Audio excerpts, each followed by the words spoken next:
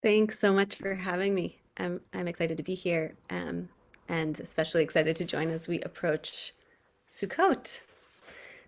I want to just start with a song that to kind of let the teaching that I hope you receive today wash over you in a musical way before it does in a more intellectual way. So as you continue to arrive, I invite you to settle into the body and the breath and open your ears to the song. This is Blessed Motion by Annie Zylstra.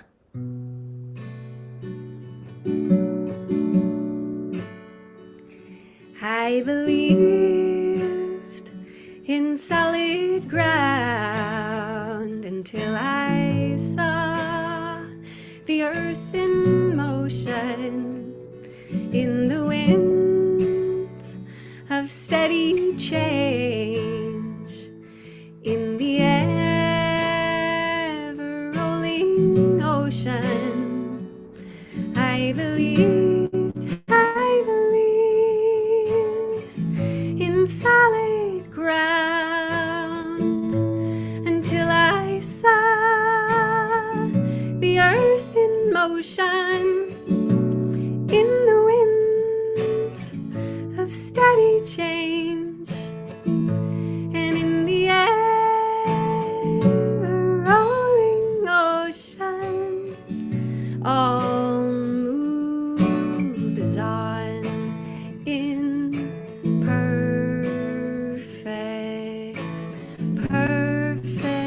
motion. All is change and ever rolling ocean.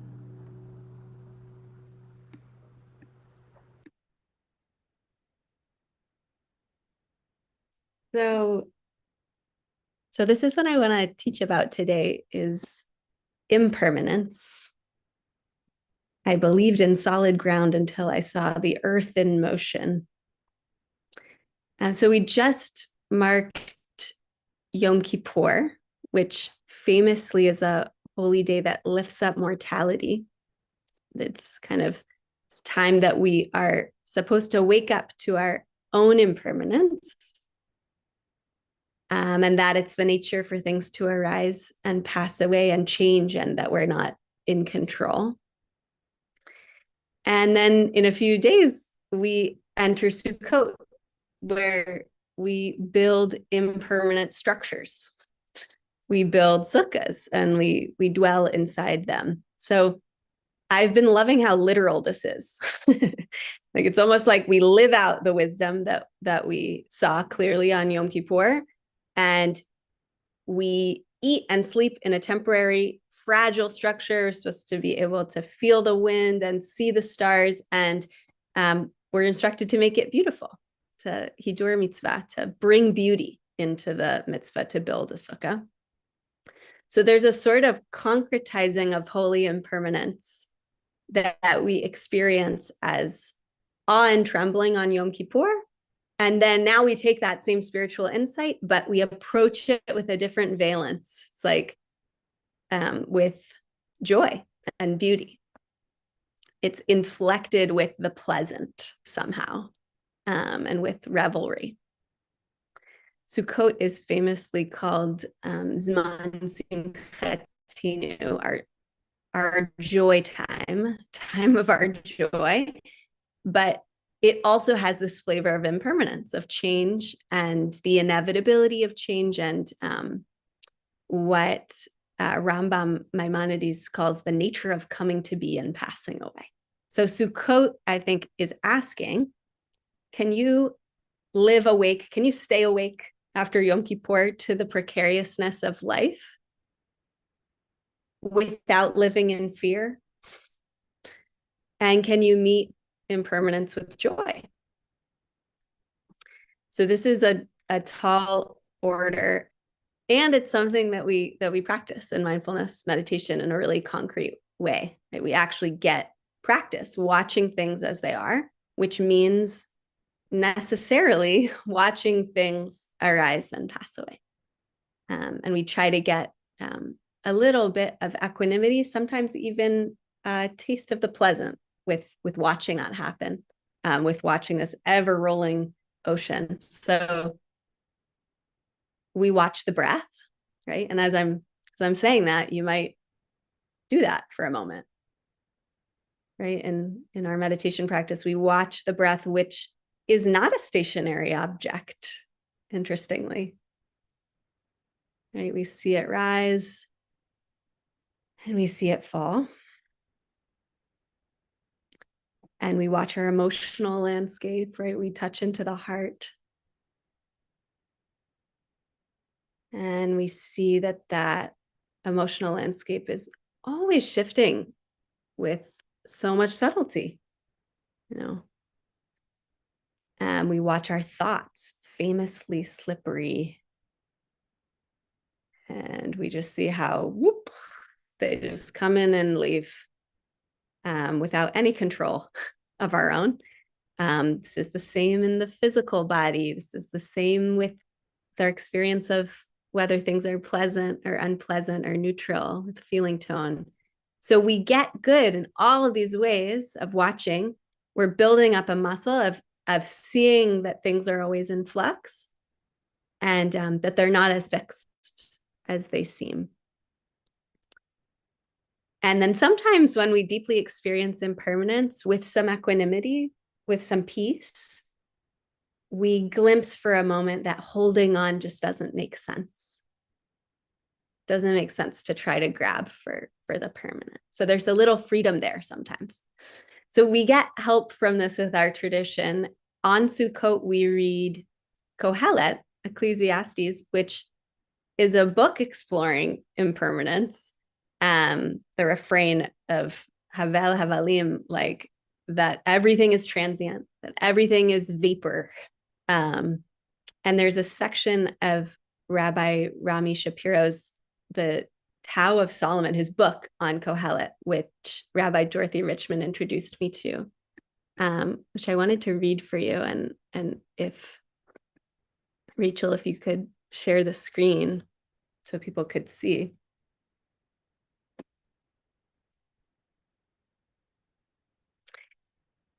So here's a section of this, his kind of translation, commentary, reflections on Ecclesiastes.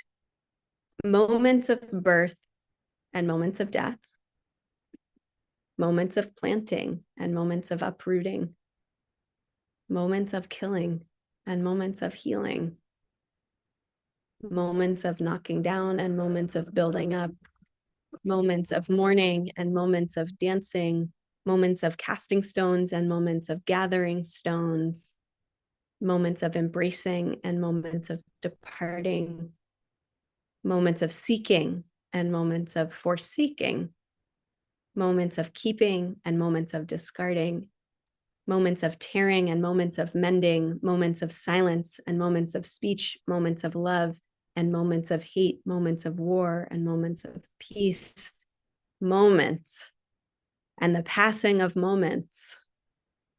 This is life.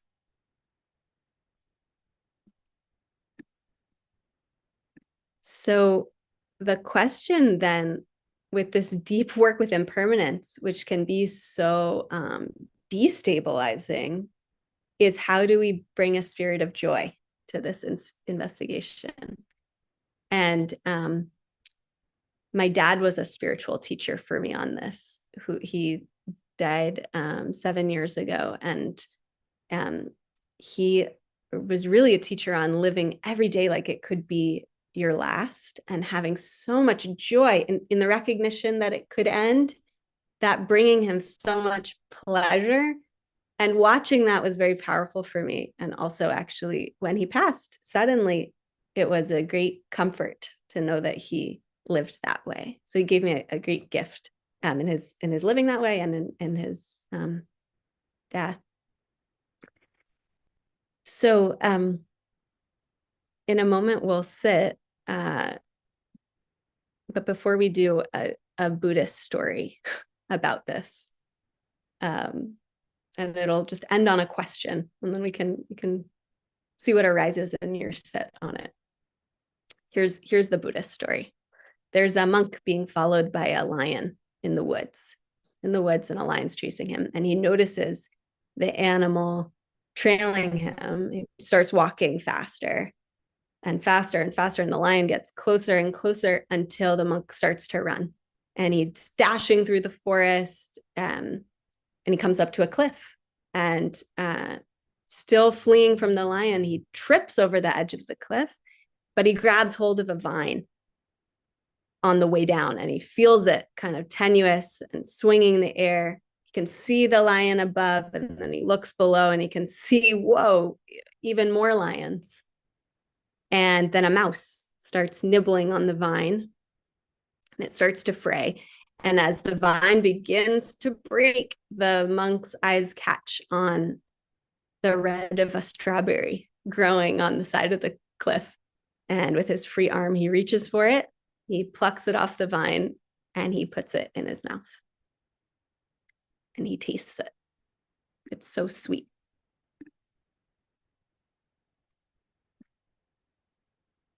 So we'll sit for a few minutes together.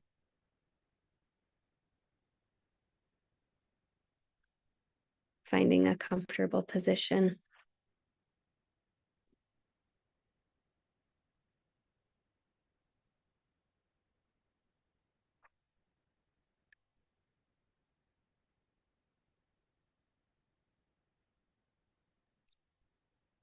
And seeing if you can let the belly soften.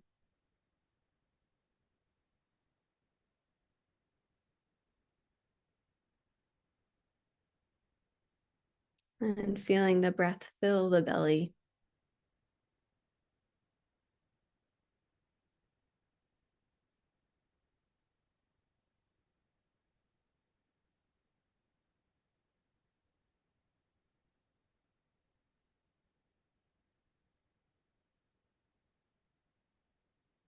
Seeing if you can relax a little bit with each exhale.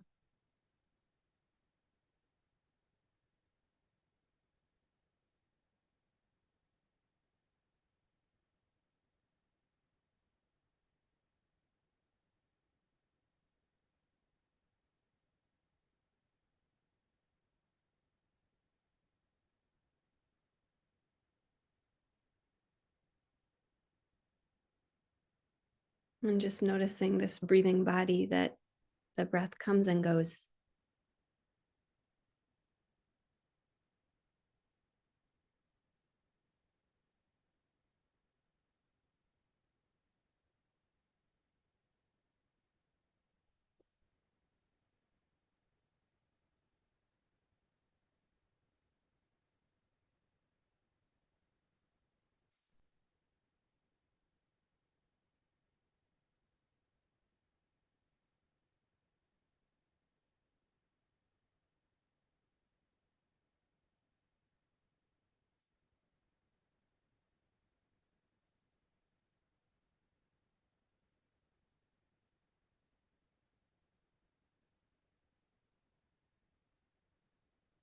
If you like, you might open the ears to sound, a receptivity to sounds inside or outside the room.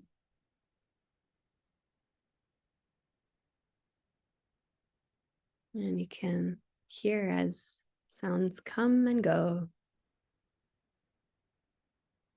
You don't need to grab onto them.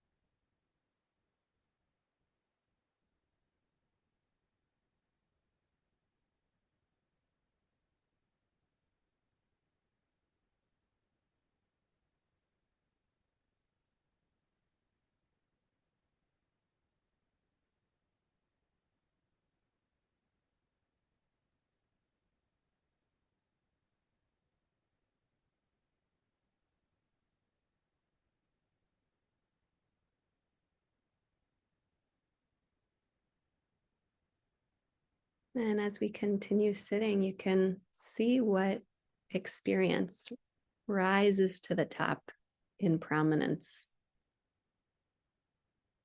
Is it physical sensations that change as we get to know them? Is it staying with sound and watching that change, the breath, the field of thought, which comes and goes?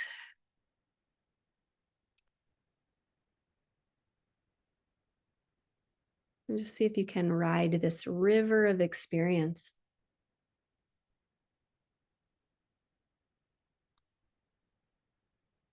And just watching its current.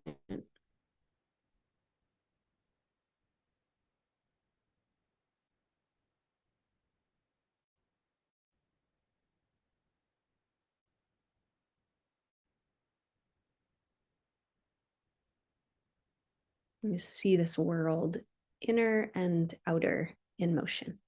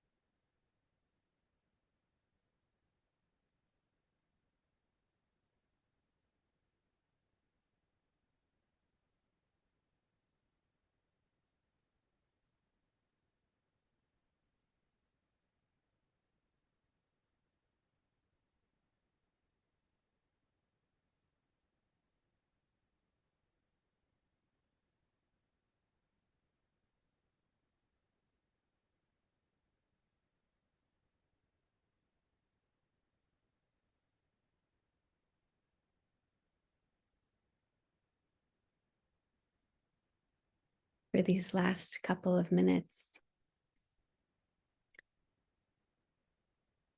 seeing if in some small way, this small case study of the breathing body or of sounds, of any experience that's most prominent in your sit right now, if you can find some joy in the flow between,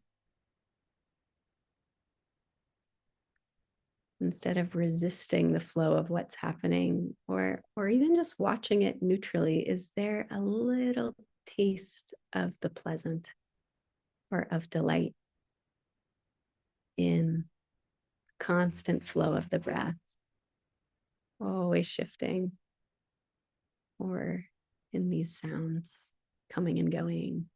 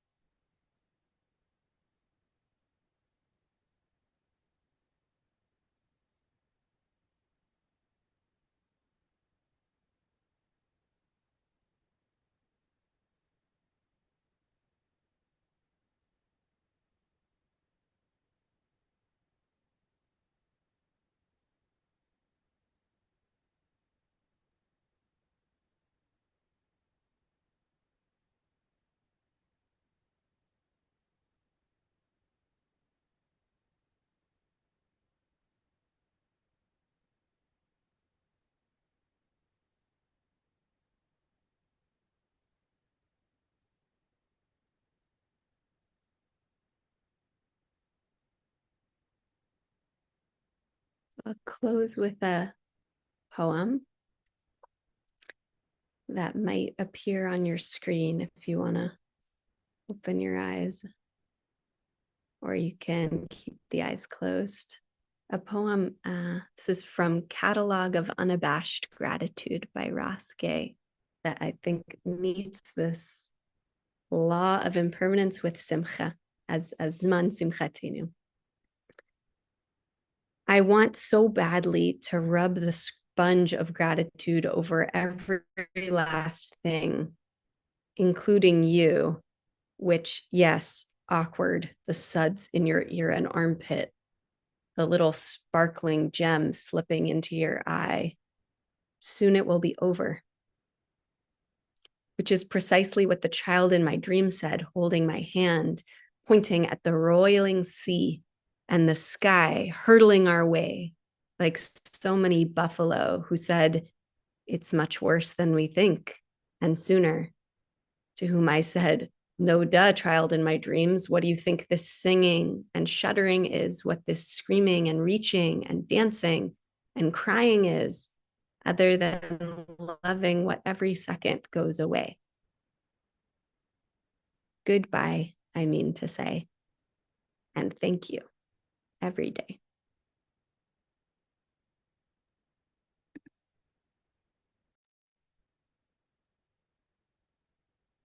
Thank you so much, Chloe. Just a wonderful, wonderful teaching. Helping us transition, Kippur towards Sukkot. Perfect. Thank you so much. Let's seal the practice as we do each day, offering an opportunity for those of you who are in mourning, observing a yard site, to recite the mourner's Kaddish. If you're not reciting Kaddish, it's an opportunity to be present for those who are. If you're reciting Kaddish, you can put the name or names of those you're honoring in the chat now or after we recite Kaddish. And invite you to join me by rising in body or in spirit. And you can unmute at this time if you're on Zoom. Gadal, Yikadash Shemei Rabbah, Amen. Yamad Yivrach Yite Yamich Bachute, V'chayeton Yomechon V'chaye V'chol Beit Yisrael V'agalah B'zman Karev Yirbu. Amen. Shmei Shmei Rabbah Amen. Amaya. Yitbarach Yitabach Yipa'ar V'yitramam V'yaseh Yitgadal V'yitale V'yitala Shmei Kushtah La'ela V'yipol B'rechacha V'shurata V'shpachata V'neshamatai V'amiran B'chama Yehi Shlama Rabba Mishmaya Amalenu V'yamko Yisrael Amen. Oseh Shalom V'mamach Uyaseh Shalom V'minu V'yakol Yisrael V'yakol Yoshvei Tevel Amen. Amen. Amen. Friends, as always, thank you so much for joining us today. Beautiful way to begin this week of practice together. Tomorrow will be led by Rabbi Susan Leiter, and Wednesday by Rabbi Jenny Solomon. So we hope you'll join us for both of those sessions as we head towards Sukkot. And of course, you're welcome to stay with us for a conversation with Chloe about today's beautiful teaching. If you have a question you'd like to ask, you can put it in the chat. Just preface it by writing question all in caps, or just feel free to share your response or your experience with the practice today, or any questions you have are welcome in the chat now as well. Chloe, thanks so much. Really so good. So good. Let's talk about impermanence. Okay. Let's talk about impermanence. Let's talk about it. So just to slow it down in terms of meditation or just awareness, right? Basic idea here, as an idea, it's not just an idea, it's the reality, is that everything is in perpetual motion, like that song that you opened with, right? Just a reminder that we have this illusion that things are static and fixed, but that's an illusion. Actually, nothing is static or fixed. Everything is evolving, changing, right? Maybe imperceptibly to us, but it is actually changing. And having that awareness, it just feels like just to like explore the range of reactions we can have to like waking up to that could be, that's fantastic, to like, oh no, um, that we're trying to grasp and freeze things, even if they're not so great, which is really like one of the teachings, I think, in the Torah, right? Like, even if the present is terrible, it's better than the unknown of what's next, right? Like the whole story in the Torah about like wanting to go back to Egypt, right? Like, or idealizing it in some way, or like it's a temptation to idealize the past or the present because the fear of the unknown is even greater than the distaste for the way things are. So strong. Yeah. So I guess where I'm leading in this is that is the role of grief in this process, right?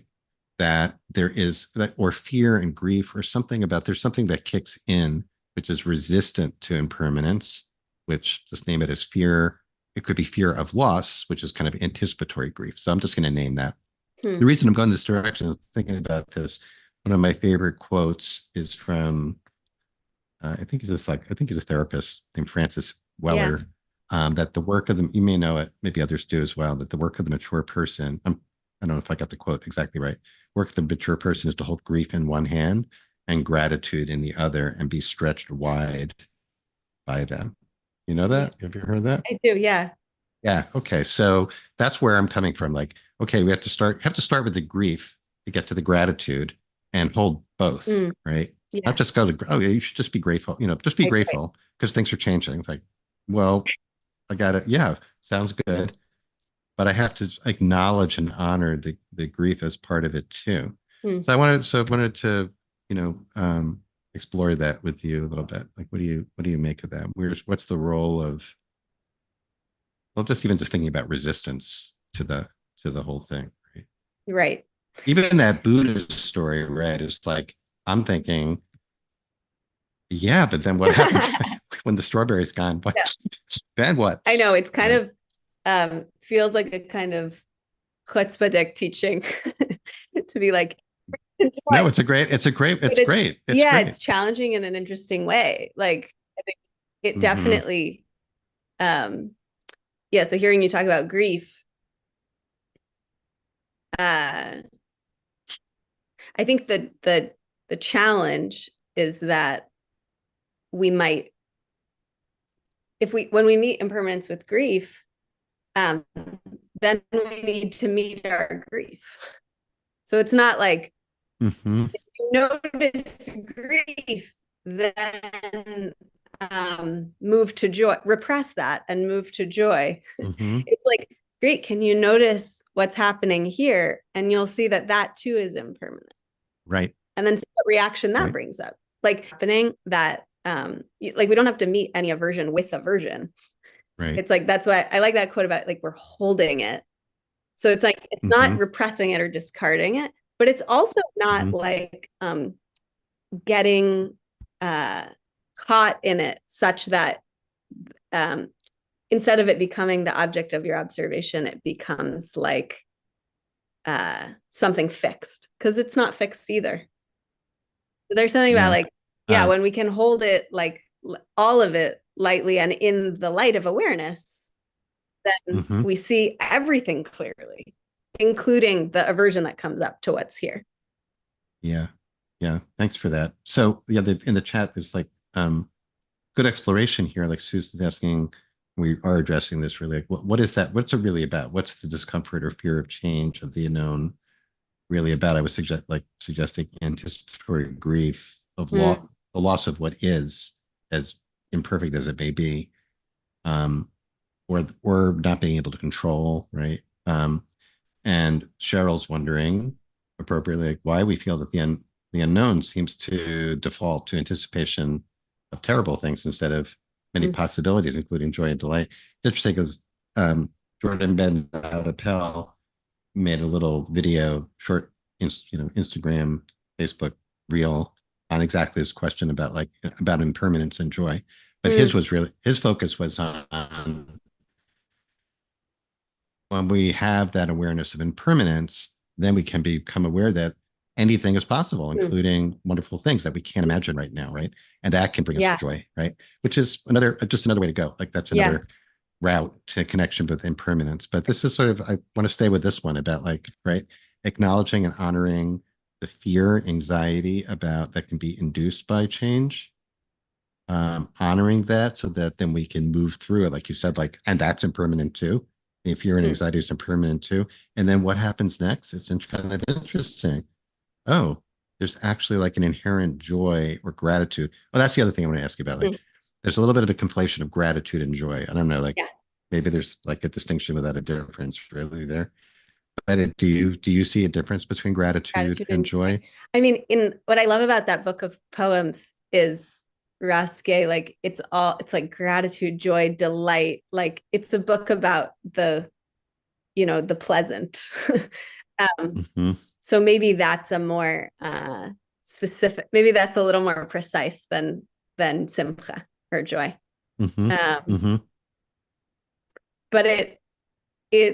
what you're talking about around impermanence and the unknown makes me think of a teaching that I learned from Rabbi Michael Hatton at Pardes years ago, that the word midbar in Hebrew, wilderness, which of course is so much about the unknown and just wandering and not knowing what's coming and feeling totally disoriented, and in motion, literally physically in motion. We're walking through the wilderness. The word, the root is daled bet resh daber, which in modern Hebrew is to speak, but in ancient Aramaic he taught was to be led, something about leadership, being led. And this form of mem root, midbar, mikdash, is about places, is the root of the word plus place. So maybe the wilderness is the place that we are led.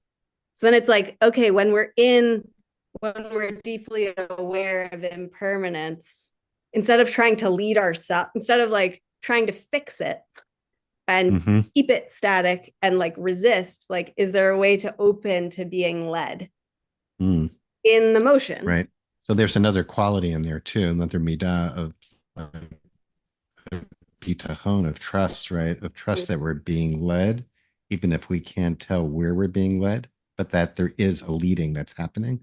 Right. Yeah, thanks for that. That's beautiful. And Noah brings up, and I'm sure this is just a general question right now because of the conflation of October 7th and Simchat Torah, right?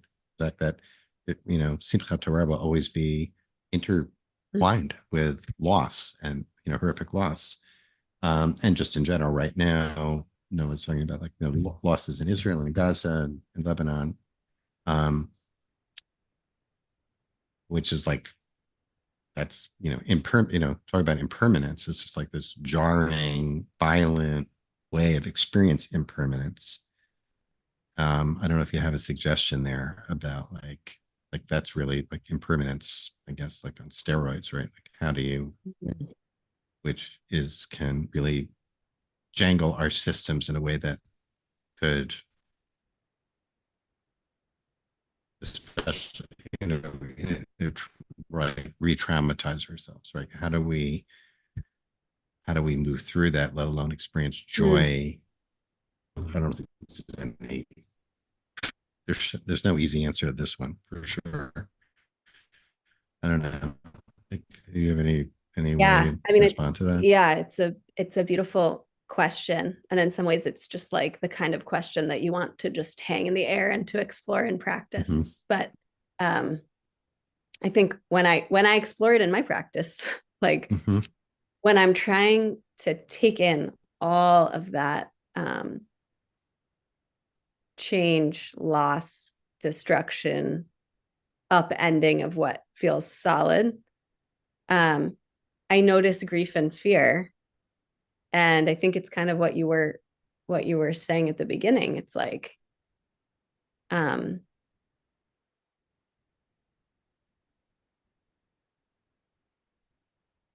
that antidote to fear and grief is love, or is softness, or is gentleness. And so maybe it's not a teaching about, like, I think the grabbing to what's not solid doesn't settle the system, and it doesn't work.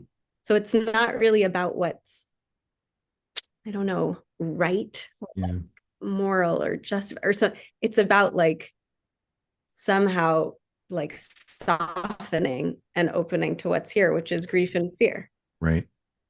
Yeah. Two things. One, that's making me think of, and I really appreciate, your personally sharing your personal story about your dad, about him modeling this, and then about losing him suddenly, and having some.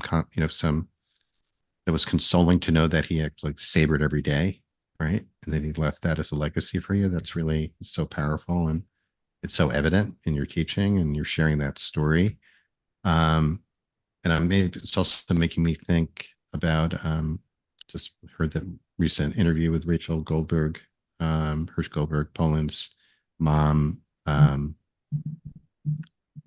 really for anybody who's in a state of traumatic loss, who has the capacity to really feel that loss, not run from it, to really experience the grief, and be able and committed to still experience joy, right? Like she said, I'm not, they're going to live, live our lives. We're not going to, we're going to have joy in our lives. This is not going to define our lives in some way, which is like a very radical, I think expression of what you're teaching today, of this, right? Of, violent, horrible impermanence, ending of something, and all the feelings that come with that. And maybe it has to do with the leading. I don't, like, where does that come from? I don't know where that comes from. Like, some people are capable of that, and some people are not capable. Some people are, that ends it for them, right?